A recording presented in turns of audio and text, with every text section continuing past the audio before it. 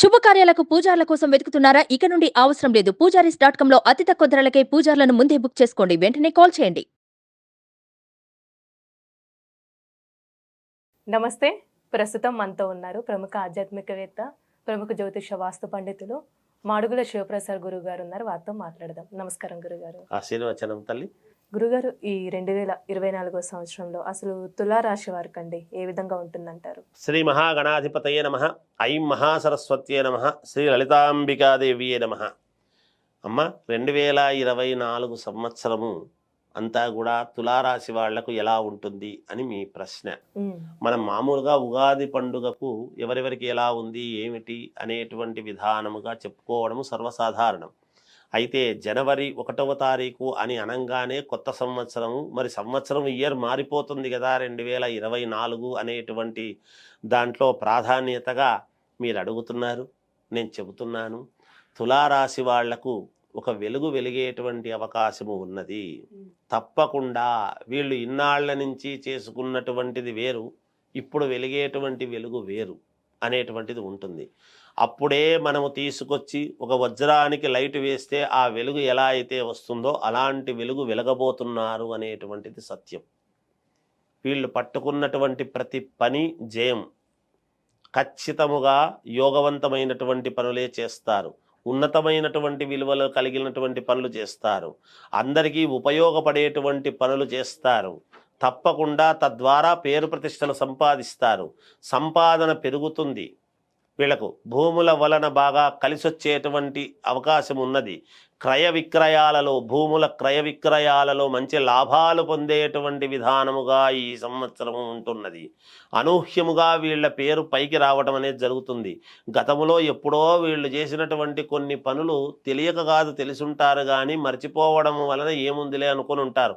కానీ ఫలానా వ్యక్తి ఆనాడు బాగా చేశారు, ఆ వ్యక్తి అయితేనే మళ్ళీ ఇప్పుడు దీనికి బాగా చేయగలడు అనేటువంటి విధానముగా కొంతమంది వీళ్ళను పిలిచి ఆ పనులు పూర్వ అనుభవాన్ని దృష్టిలో పెట్టుకొని వీళ్లకు కొన్ని పనులు అప్పజెప్పడం అనేటువంటిది జరుగుతుంది గాక.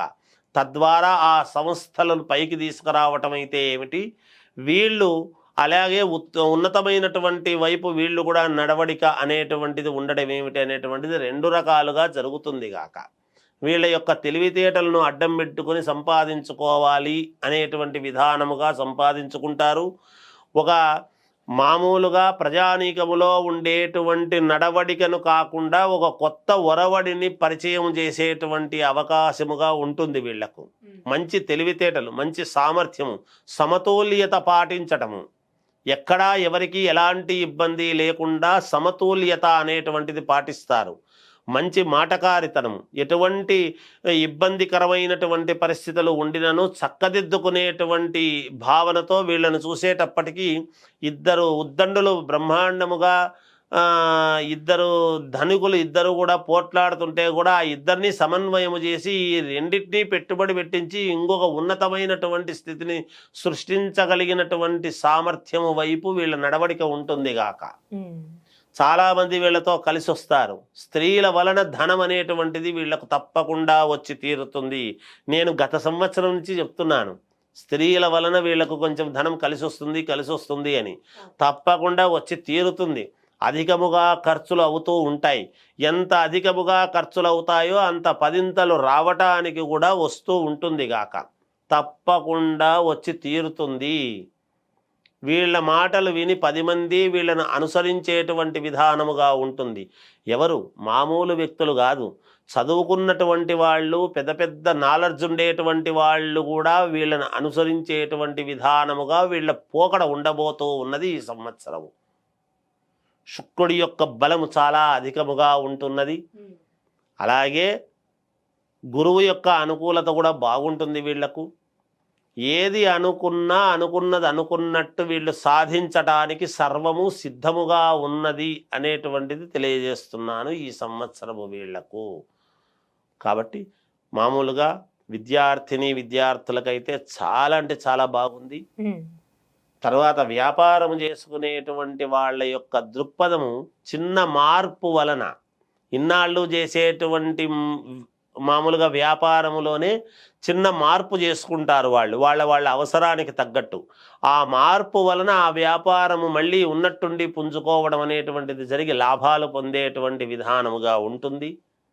రాజకీయాలలో ఉండేటువంటి వాళ్లకు చాలా అంటే చాలా అనుకూలముగా ఉన్నది, చాలా బాగుంది వీళ్లకు. ఇంకేదైనా దోష పరిహారాలు అనేటువంటివి గనక ఉంటాయి, అవి మళ్ళా మనము ఉగాది పండుగ నాడు మనము చెప్పుకుంటాము. రాజపూజ్యత, అవమానాలు ఏమిటి, ఆదాయ వ్యయాలు ఏమిటి అనేటువంటివి మనము ఎలాగో మనం ఉగాది పండుగ నాడు చెప్పుకోవడం జరుగుతుంది. పరిహారాలు కూడా అప్పుడే చెప్పుకుందాం తల్లి. అంతవరకు ఈ సంవత్సరం అంతా అయితే వీళ్ళకి చాలా బాగుంది. చాలా చక్కగా తెలియజేస్తారు గురుగారు. ధన్యవాదాలండి.